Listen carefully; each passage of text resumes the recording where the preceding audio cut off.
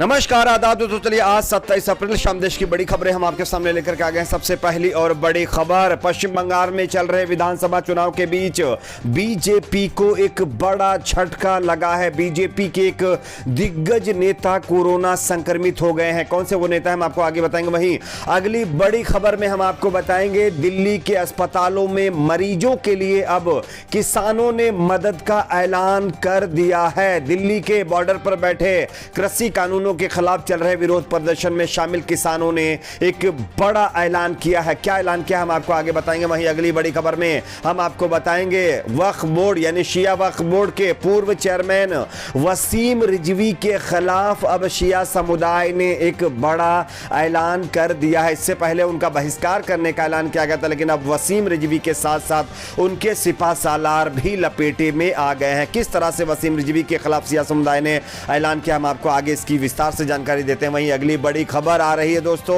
हरियाणा से। हरियाणा में मनोहर लाल खट्टर को फिर से काले झंडे दिखा करके किसानों ने दौड़ाया है। किस तरह से, इसकी भी आगे हम आपको तस्वीर दिखाएंगे। वहीं अगली बड़ी खबर दोस्तों उत्तर प्रदेश से आ रही है, जहां पर योगी आदित्यनाथ और उनके प्रशासन की पोल खुल गई है। कांग्रेस की एक नेता ने जब वहां के प्रशासन के कामकाज और वहां की प्रशासन की जो सुविधा व्यवस्था है उसकी पोल खोली, उसके खिलाफ उत्तर प्रदेश की पुलिस ने कांग्रेस नेता को गिरफ्तार किया है और इस पर एक बड़ा अपडेट आ रहा है। हम आपको इसकी भी जानकारी देंगे। वहीं अगली बड़ी खबर में हम आपको बताएंगे सीनियर पत्रकार बरखा दत्त के पिता की को लेकर के एक दुखद खबर सामने आ रही है। इसकी भी हम आपको आगे जानकारी देंगे। वहीं अगली बड़ी खबर कोरोना की दूसरी लहर के लिए अब असदुद्दीन ओवैसी और एमआईएम पार्टी की तरफ से देश के प्रधानमंत्री नरेंद्र मोदी के खिलाफ हल्ला बोल दिया गया है। क्या कुछ कहा गया है इसकी भी हम आपको आगे जानकारी देंगे। इससे पहले छोटी सी रिक्वेस्ट करेंगे आप इस वीडियो को लाइक करके चैनल को सब्सक्राइब जरूर कर लीजिए। जैसा कि आप सभी जानते होंगे बंगाल में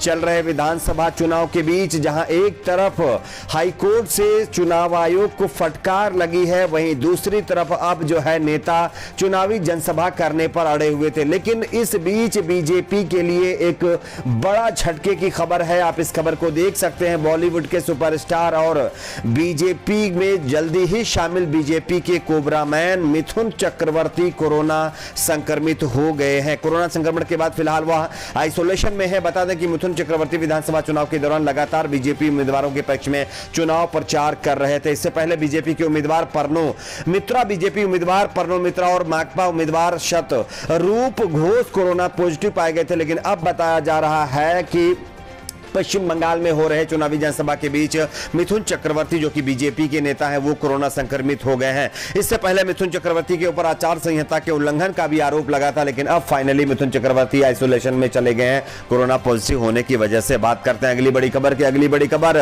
दिल्ली बॉर्डर से आ रही है। आप इस खबर को देख सकते हैं। किसानों की तरफ से बड़ा ऐलान। दिल्ली के चारों ओर धरना जमा कर बैठे किसानों ने अब एक बड़ा ऐलान कर दिया है। किसानों ने तय किया है कि आपदा के चलते दिल्ली के अस्पतालों को रोजाना पैक्ड भोजन मुहैया कराया जाएगा ताकि मरीजों और जरूरतमंदों को किसी तरह के भोजन संकट से दो चार ना होना पड़े। इसके लिए गाजीपुर बॉर्डर से पहले ही भोजन सेवा शुरू हो चुकी है। अब मंगलवार से कुंडली और टिकरी बॉर्डर से वॉलंटियर यह सेवा शुरू करेंगे। तो ये एक बड़ा ऐलान किसानों की तरफ से किया गया है और उन लोगों के मुंह के ऊपर जोरदार तमाचा भी है जो लोग किसानों को एंटी नेशनल और जो है चाइनीज एजेंट बता रहे थे।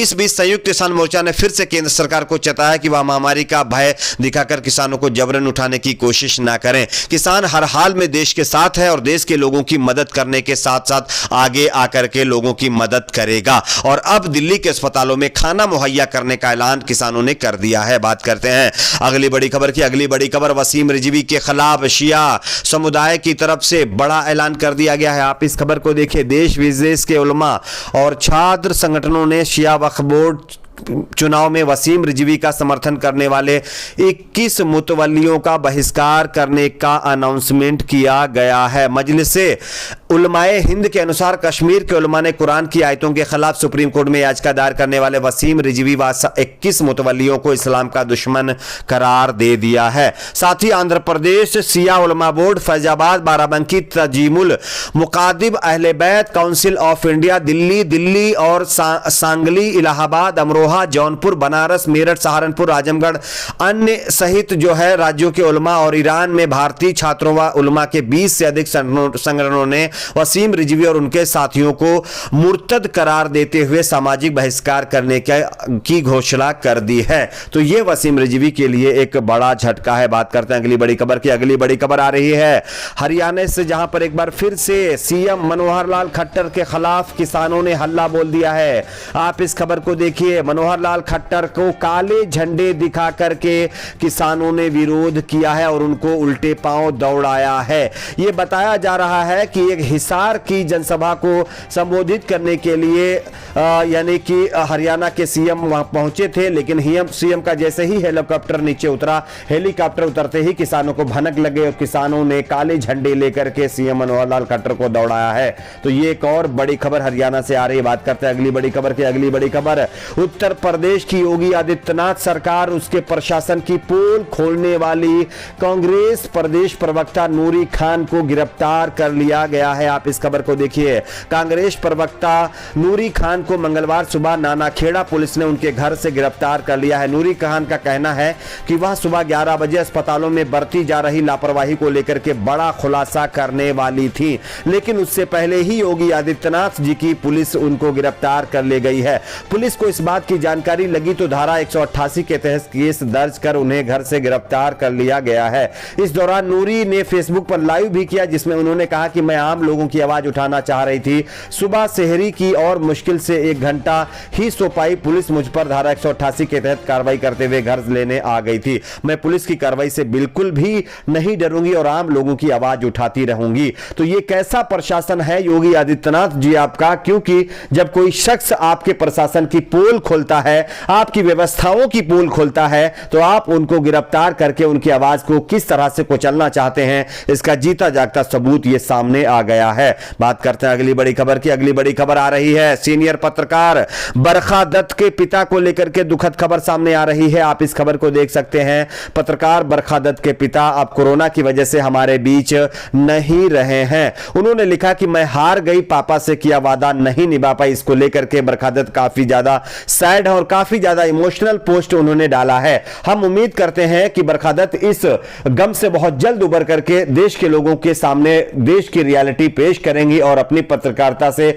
जिस तरह से मशहूर हुई उसको आगे और बढ़ाएंगी। बात करते हैं अगली बड़ी खबर की। अगली बड़ी खबर कोरोना की दूसरी लहर को लेकर के अब असदुद्दीन ओवैसी ने मोदी सरकार के खिलाफ हल्ला बोल दिया है। असदुद्दीन ओवैसी ने मोदी सरकार पर जमकर निशाना साधा। ओवैसी ने कहा कि देश में कोरोना को कंट्रोल नहीं कर पाने के जिम्मेदार सिर्फ और सिर्फ प्रधानमंत्री नरेंद्र मोदी हैं। ओवैसी ने कहा कि अपने पिछले साल लोगों को कहा था कि थाली बजाओ ताली बजाओ, उससे क्या हुआ? क्या देश में कोरोना भाग गया?